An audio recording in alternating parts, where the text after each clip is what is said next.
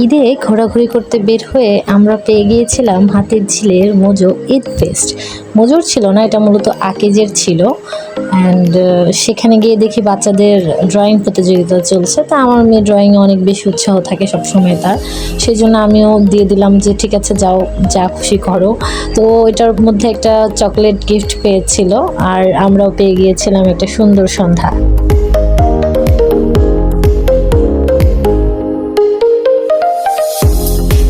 তো খুব সম্ভবত সে আবৃত্তি করবে হয়তো এভাবে।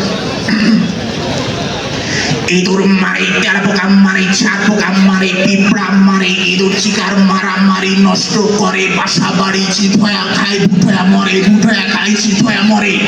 ইঁদুর তোমার রক্ষা নাই, ধরা পড়লে জামিন নাই, ঘামাচি চুলকানি চিনচিন করে, শিনশিন করে, উঠলে বসতে পারেন না, বসলে উঠতে পারেন না, চুলকাইতে চুলকাইতে খাও যাইতে খাও যাইতে।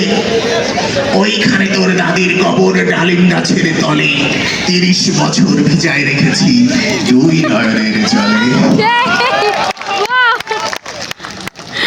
আচ্ছা, তো ধরেন এটা হচ্ছে একজন হকারের ব্যাপার, বাট একজন যে নেতা, জোস নেতা, তারও তো আবৃত্তি করতে ইচ্ছে করতে পারে। সে যদি কবর কবিতাটা আবৃত্তি করে তাহলে কিভাবে করবে? জসীমউদ্দিন, এইখানে এইখানে তোর দাদির কবর ডালিম গাছের তলে 30 বছর 30 বছর ভিজা রাখছি দুই নয়নের জলে।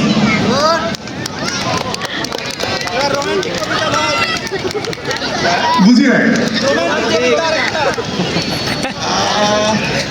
পিছনে তো নেতা চলে আসছে। আচ্ছা, হয়তো আরেকজন মানুষ যার হচ্ছে আমাদের ইমোশনাল, খুব ইমোশনাল, সে তাহলে কিভাবে আবৃত্তি করবে?